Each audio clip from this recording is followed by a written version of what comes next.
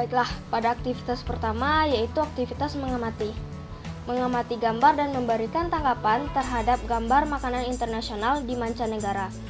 Yang pertama yaitu corn dog. Corn dog adalah jenis makanan internasional yang berasal dari Amerika Serikat.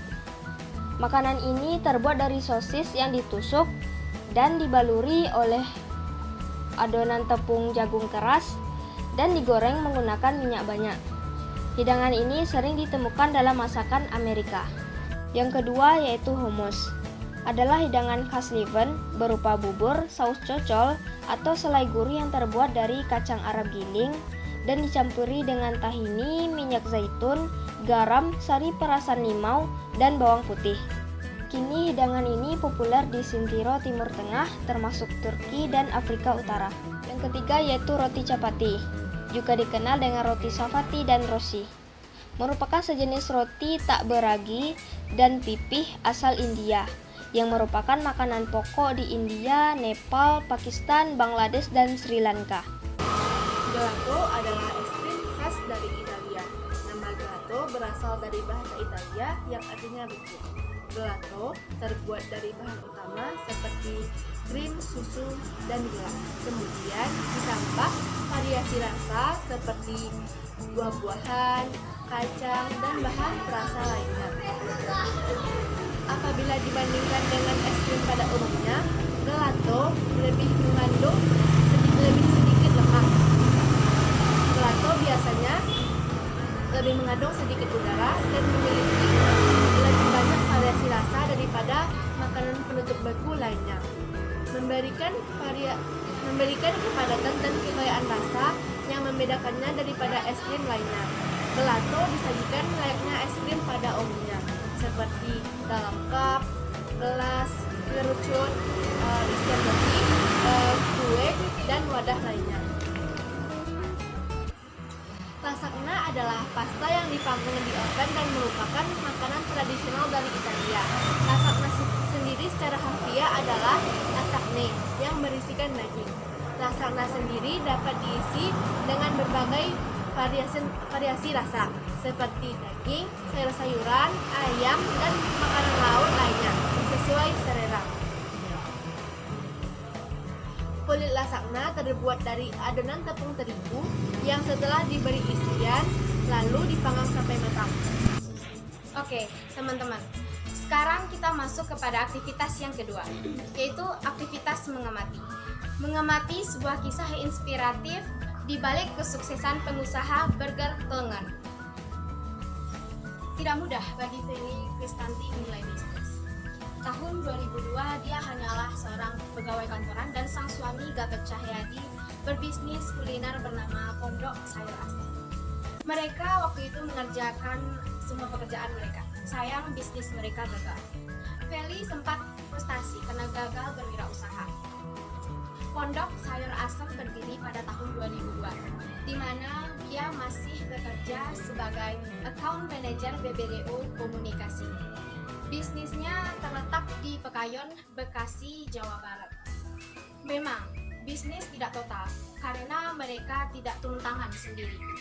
Alhasil sempat ada percecokan dengan juru masak usaha mereka. Beberapa tahun kemudian, sang suami bekerja di Jepang. Dia memujuk Feli untuk fokus. Dia menyarankan untuk mengejar mimpi wirausaha. Feli setuju. Dia lalu mendirikan perusahaan advertising dan IT. Dia menawarkan bisnis marketing mobil. Mungkin istilah sekarang marketing online. Sayangnya waktu itu orang belum banyak berminat. Lulusan D3 Sastra Belanda UI tersebut tidak putus asa dan mencoba bisnis kerajinan tangan.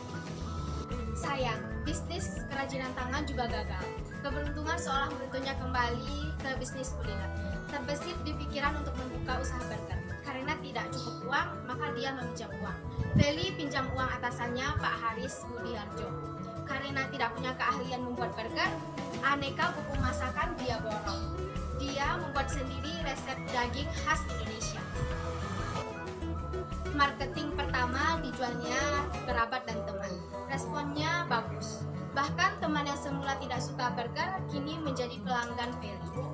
terdiri dari roti lembut dan daging spesial, membuat burger buatannya memang bikin kelepek-kelepek.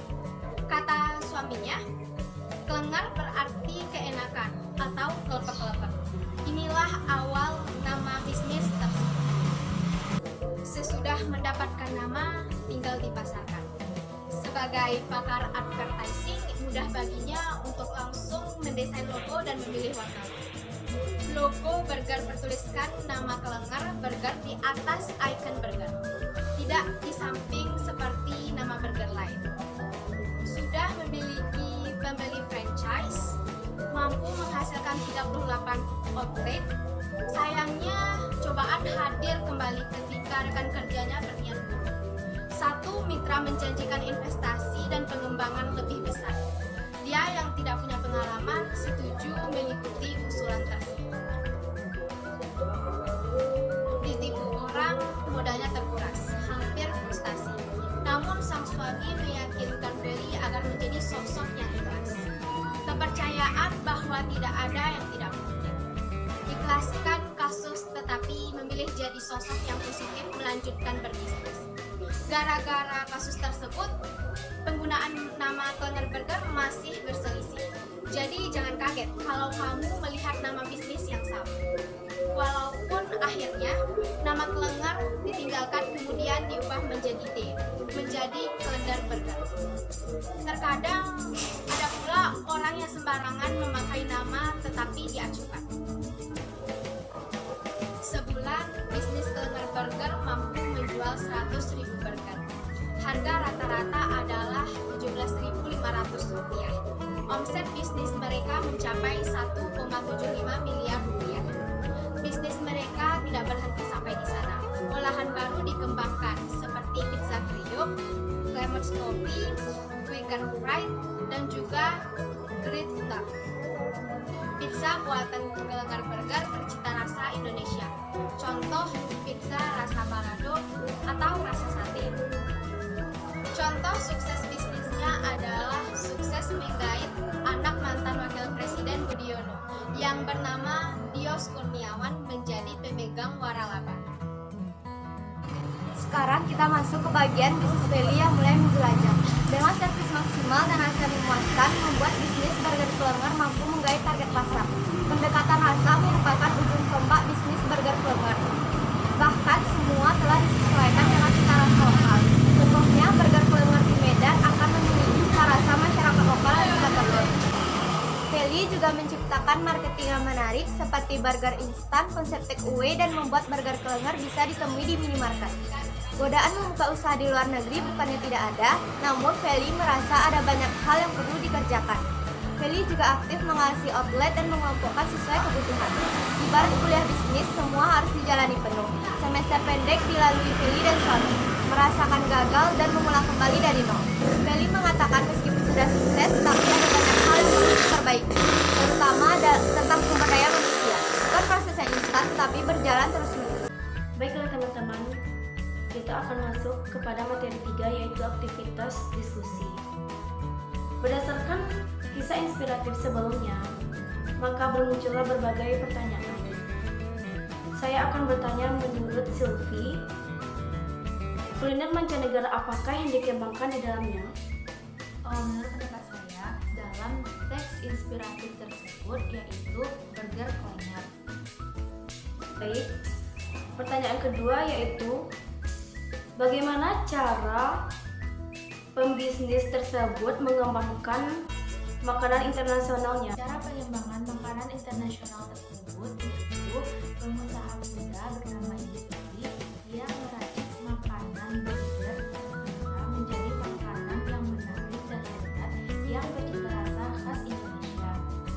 Ia membuat burger rasa balado dan juga burger rasa sate. Ia juga membuat burger yang menarik seperti burger instan, konsep take away, membuat burger Kelengar dapat dijumpai di minimarket. Dapat disimpulkan sikap kewirausahaan apa yang dimiliki oleh Bu Feli? 1. Rasa percaya diri. 2. Berani menanggung risiko. Dan ketiga, pantang menyerah. Keempat, ikhlas dalam menghadapi cobaan. Coba Sulfi jelaskan contoh apa yang ada di sikap kewirausahaan Ibu Feli tersebut. 1. Sikap percaya diri ditunjukkan oleh sikap Ibu Feli yang meyakini bahwa usaha yang dia jalankan ini akan berjalan dengan sukses dan lancar. 2. Sikap pantang menyerah dapat kita lihat. 2. Sikap pantang menyerah dapat kita analisis dari sikap Ibu Feli. Dapat kita ambil dari sikap Ibu Feli yang ketika mengalami keterpurukan, yaitu saat usahanya bangkrut, ia tetap berusaha semaksimal mungkin agar usahanya dapat berjalan dengan lancar. Yang ketiga, berani mengambil risiko. Usahanya mengalami kebangkrutan, Ibu Feli berani meminjam uang kepada atasannya. Baiklah, aktivitas selanjutnya yaitu aktivitas menanyakan. Menurut Nabila, makanan internasional apa saja yang paling digemari di Indonesia? Menurut saya, makanan internasional yang paling digemari di Indonesia ada beberapa. Contohnya pizza, pasta, spaghetti, fried chicken, makaron, sushi, kebab, dan masih banyak lagi. Kalau menurut Widya, bagaimana sih cara mengembangkan usaha makanan internasional di Indonesia? Menurut saya, cara mengembangkan makanan internasional bisa dengan beberapa cara. Salah satunya dengan yang pertama, memperhatikan kualitas makanan yang dijual. Yang kedua, berinovasi dalam menjalankan usaha. Yang ketiga, menjaga hubungan baik dengan konsumen atau memberikan pelayanan yang baik kepada konsumen. Atau bisa juga dengan memberikan promosi kepada pelanggan pertama. Yang keempat, bisa dengan membidik target pasar yang tepat. Dan yang kelima, berpikir positif. Siapa aja sih sasaran konsumen dari makanan internasional ini? Sasaran konsumennya bisa untuk semua kalangan masyarakat. Untuk konsumen kalangan bawah dapat ditawarkan makanan dengan harga jual yang terjangkau. Sedangkan untuk kalangan menengah dapat memadukan makanan dan minuman dengan harga jual yang tidak terlalu mahal. Dan untuk kalangan segmen atas yang terpenting adalah penyajian prima dan cita rasa kuliner yang disajikan. Menurut Adel, kewirausahaan apa aja yang dibutuhkan menunjang usaha ini? Jadi, ada 7 sikap yang dibutuhkan oleh seorang pengusaha untuk menunjang usahanya. Yang pertama, percaya diri. Yang kedua, berani mengambil risiko. Nah, maksudnya pasti di dalam usaha kita menemukan untung dan rugi. Jadi di sini maksudnya seorang pengusaha harus berani untuk rugi. Yang ketiga, memiliki semangat dan kemauan yang keras. Yang keempat, memiliki analisis usaha yang tepat. Maksudnya, seorang pengusaha harus bisa melihat peluang usahanya di pasar. Yang kelima, memiliki jiwa pemimpin. Yang keenam, tidak konsumtif. Maksudnya, seorang pengusaha harus bisa mengatur keuangannya sendiri. Yang ketujuh, berorientasi pada masa depan. Gaya hidup modern dan mudahnya komunikasi ke dunia luar membuat generasi muda di Indonesia mulai mengenal bangsa lain. Tidak hanya budaya yang mereka kenal, tetapi masakan khas dari negara tersebut juga mereka gemari. Inilah salah satu peluang bisnis yang dapat dijadikan sebagai referensi. Seperti halnya kisah Feli dalam berjualan burger kelengah. Kisahnya dimulai ketika Feli menjalankan berbagai bisnis, tetapi sebagian besar bisnis yang ia jalani gagal. Akhirnya terbesit di pikiran Feli untuk membuka usaha burger kelengah bersama suaminya. Dengan berbagai perjuangan dan tantangan, Feli pun akhirnya berhasil mengembangkan usahanya. Dapat disimpulkan bahwa dalam menjalankan usaha kita harus memiliki jiwa kewirausahaan. Contohnya, berani mengambil risiko, percaya diri, berinovasi dalam menjalankan usaha makanan, menentukan target pasar yang tepat, serta berpikir positif. Baiklah teman-teman, sekarang kita masuk kepada materi yang B, yaitu perencanaan usaha makanan internasional. Peluang bisnis usaha makanan atau usaha kuliner boleh dibilang salah satu jenis usaha yang tidak akan pernah mati, karena akan selalu dicari oleh banyak orang untuk memenuhi kebutuhan tubuh mereka. Kalau melihat pasar Indonesia, tentu banyak sekali peluang usaha yang dapat dilakukan oleh calon pebisnis, terutama yang menyukai usaha kuliner. Masyarakat Indonesia dikenal sebagai masyarakat yang konsumtif dibandingkan dengan negara-negara lain, termasuk dalam hal makanan. Indonesia punya banyak jenis makanan yang beragam di berbagai daerah, mulai dari makanan utama hingga makanan ringan. Harganya pun beragam, mulai dari yang murah hingga yang mahal. Dalam menjalankan usaha ini tentunya bukan hal yang mudah, diperlukan jiwa wirausaha yang matang juga. Berikut ini ada beberapa hal yang perlu diperhatikan. Apa aja itu yang perlu diperhatikan? 1. Kualitas makanan yang dijual. Pastikan makanan yang dijual menjadi kualitasnya baik dari segi rasa, bahan, maupun dengan yang kedua, Zara tahu nggak? Tahu dong. Yang kedua adalah inovasi dalam menjalankan usaha makanan. Kedua itu adalah inovasi dalam menjalankan usaha makanan. Hanya mereka yang mau berinovasi dalam bisnis makanan yang akan bisa menjadi pemenang. Dengan inovasi maka akan muncul varian baru dari jenis makanan yang pernah dibuat, sehingga membuat konsumen tetap tertarik. Yang ketiga yaitu menjaga hubungan baik dengan konsumen. Dengan memberikan pelayanan yang baik kepada konsumen, maka konsumen akan mendapatkan kesan bahwa usaha yang kita lakukan akan berjalan dengan profesional. Oke, yang keempat adalah membidik target pasar yang tepat. Kita sebelum memulai usaha kuliner, kita harus tahu siapa target market kita yang sesuai.